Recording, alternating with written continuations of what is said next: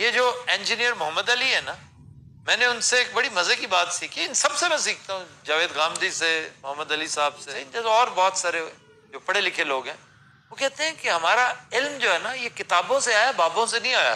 ہمارا علم کتابوں کے ذریعے آیا ہے، بابوں کے ذریعے نہیں آیا۔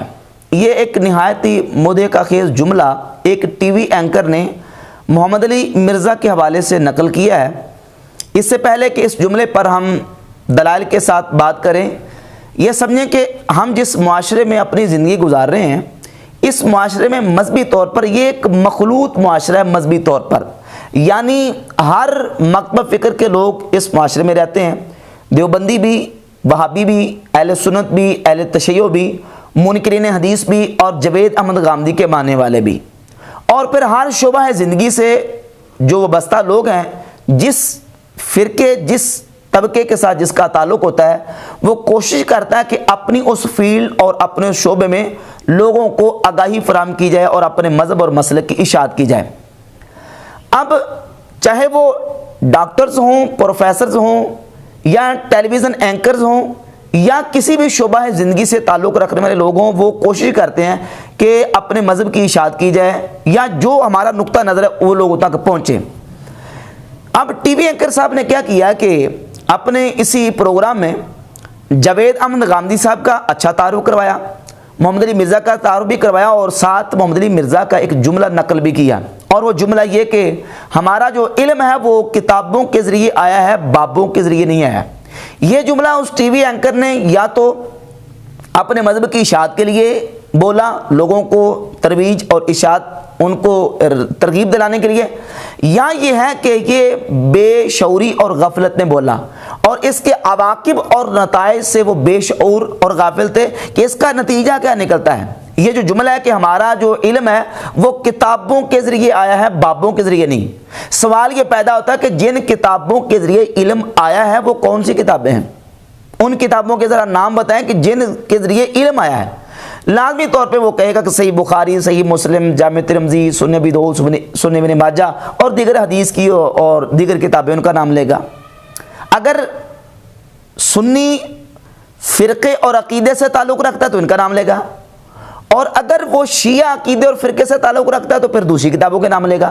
مثال کے طور پہ قرآن مجید کے بعد اہل سنت جن کتابوں کو فالو کرتے ہیں وہ یہ کتابیں ہیں، اور دیگر اس کے علاوہ حدیث کی کتابیں، فقہ کی کتابیں، دیگر ہماری اہل سنت کی جو معتبر کتابیں ہیں، اور اہل تشیع ان کتابوں کو فالو کرتے ہیں، اصول کافی، الفروع من الکافی، الاستبصار، تہذیب الاحکام، اور من لا یحظ الفقیہ۔ اب جو علم آیا ہے کتابوں کے ذریعے، ان کتابوں کے ذریعے آیا ہے یا ان کتابوں کے ذریعے؟ اگر ان کتابوں کے ذریعے آیا ہے تو ان کتابوں کی اتھینٹسٹی کیا ہے؟ ان کتابوں کو لکھنے والے کون ہیں؟ ظاہر ہے کہ یہ کتابیں رسول اللہ صلی اللہ علیہ وآلہ وسلم نے لکھ کر اپنی امت کو عطا نہیں فرمائیں۔ یہ کتابیں تیسری یا چوتھی یا پانچویں صدی میں لکھی گئیں۔ نبی کریم صلی اللہ علیہ وآلہ وسلم کے وصال اقدس کے 300، 400، 500 سال بعد یہ کتابیں جو نا وہ بعد والی کتابیں ترتیب دی گئیں۔ اب سوال یہ پیدا ہوتا ہے کہ ان کتابوں کو کس نے لکھا ہے؟ تو لازمی طور پہ یہ کتابیں بابوں نے لکھی ہیں، جو امت کے بابے، یقیناً امت کے سب سے بڑے بابے صحابہ کرام رضی اللہ تعالیٰ عنہم، پھر تابعین، پھر تبع تابعین، فقہاء، ائمہ مجتہدین، محدثین، یہ امت کے بابے ہیں، اور یہ کتابیں جو ہیں یہ امت کے بابوں نے لکھی ہیں۔ صحیح بخاری ہو یا صحیح مسلم، جامع ترمذی ہو یا سنن ابن ماجہ یا سنن نسائی، دیگر کتابیں، یہ کتابیں بابوں کی لکھی ہوئی ہیں۔ بابوں کے اقوال موجود ہیں اور بابوں کے اس میں کمنٹس اور تبصرے موجود ہیں۔ اگر تم بابوں کا انکار کر دو تو تمہارے پاس تو کتابیں بھی باقی نہیں رہتی، کیونکہ کتابیں آئی ہیں بابوں کے تھرو۔ کتابوں کو لکھنے والے بھی بابے ہیں اور کتابوں کو ماننے والے بھی بابے ہیں۔ دیکھیں نا، کتابیں پہلے بھی لکھی گئی، اب بھی لکھی جا رہی ہیں۔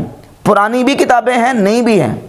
پرانی کتابیں ہوں یا نئی کتابیں ہوں، جن کتابوں کو بابوں نے تسلیم کر لیا، جن کتابوں کو بابوں نے مان لیا، تو یقیناً امت نے ان کتابوں کو تسلیم کر لیا۔ کیا صحیح بخاری مسلم سے پہلے کتابیں نہیں لکھی گئیں؟ کیا ان کے دور میں یا ان کے بعد کتابیں نہیں لکھی گئیں؟ لکھی گئی ہیں۔ تو وہ کتابیں جو ہیں جو ان کے علاوہ دیگر کتابیں نہیں مانی گئی، تسلیم نہیں کی گئی، ان کو تسلیم کیوں نہیں کیا گیا؟ اس لیے کہ ان کو بابوں نے نہیں مانا، ان کو بابوں نے تسلیم نہیں کیا۔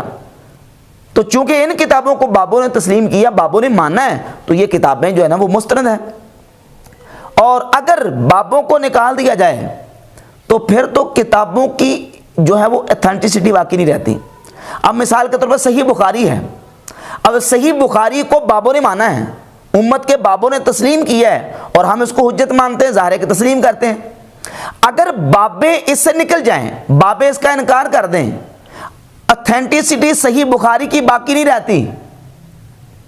اگر کوئی بندہ یہ کہے کہ بابوں کے بغیر جو ہے نا وہ ہم دین کو سمجھیں گے اور کتابیں، تو کتابوں کی ایتھینٹسٹی ہی بابوں کے ذریعے ہے، ورنہ تو تم صحیح بخاری کو امام بخاری کی کتاب ثابت نہیں کر سکتے کہ یہ امام بخاری کی کتاب ہے کہ نہیں ہے، بابوں کے بغیر۔ بابوں نے مانا ہے، بابوں نے تسلیم کیا ہے، اس لیے یہ کتابیں مستند ہیں۔ اور باقی رہی بات ظاہر ہے کہ دو طرح کے لوگ ہوتے ہیں ہر فیلڈ میں، ہر شعبے میں جو ہے وہ اس طرح کے لوگ ہوتے ہیں، صحیح بھی ہوتے ہیں، غلط بھی ہوتے ہیں۔ محدثین کی فیلڈ لے لیں، یا آپ صوفیاء کی لے لیں، یا دیگر علماء کی لے لیں۔ علماء میں علماء ربانیین، صحیح حق والے علماء بھی موجود ہوتے ہیں، اور علماء ہی میں علماء سو اور غلط قسم کے لوگ بھی ہوتے ہیں۔ حدیثیں روایت کرنے والے، حدیثیں بیان کرنے والے صحیح لوگ بھی تھے، غلط لوگ بھی۔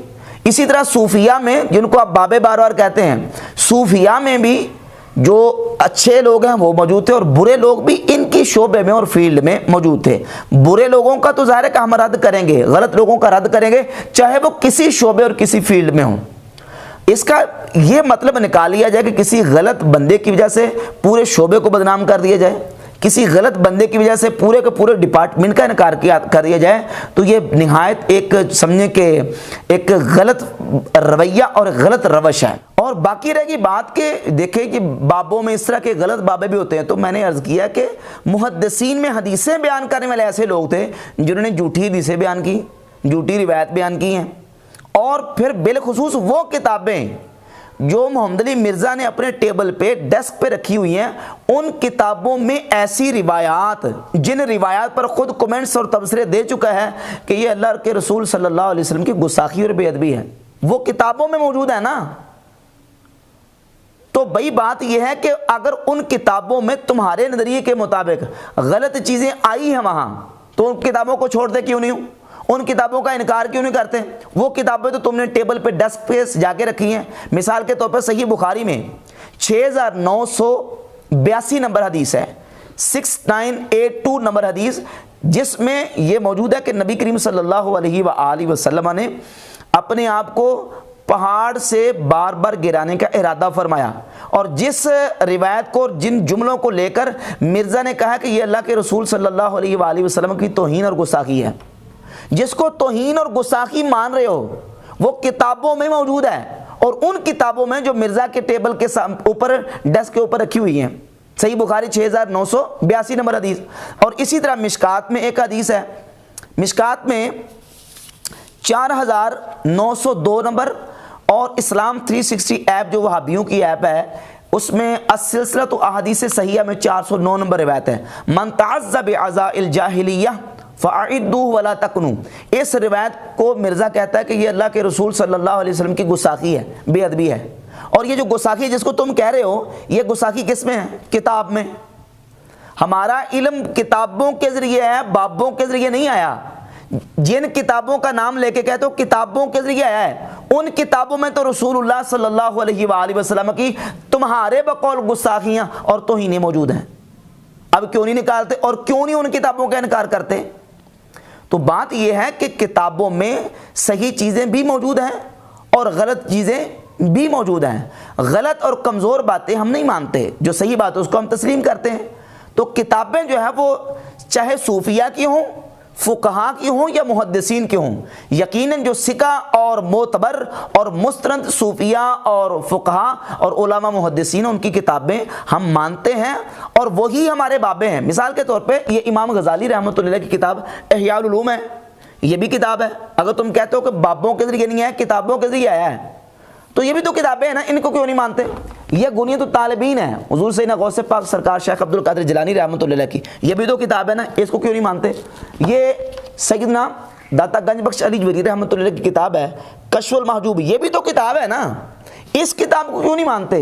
या ये कि सिर्फ तुमने अपने फिरके को प्रमोट करना है, या ये कि जो तुम्हारा एक अपना ज़हन और माइंड है उसके मुताबिक लोगों को तुमने जो है वो अपने अकीदे की इशाअत और लोगों को तरगीब देनी है।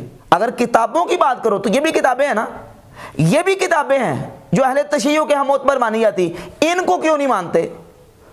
तो पता चला कि किताबें भी दो तरह की हैं, एक को हम मानते हैं और दूसरी को नहीं मानते। और बाबे भी इस तरीके से दो तरह के हैं, जो बाबे ज़ाहिर है कि जो गलत हैं और शरीयत के ख़िलाफ़ हैं उनको हम तस्लीम नहीं करते, और जो बाबे शरीयत के ऐन मुताबिक हैं और जिन बाबों को पूरी उम्मत ने तस्लीम किया है उनको हम दिलो जान से तस्लीम करते हैं। जिस तरह शेख अब्दुल कादिर जिलानी, गौसे पाक सरकार, सैयदना दाता गंज बख्श अली जवेरी रहमतुल्लाह और दीगर औलिया अल्लाह और साले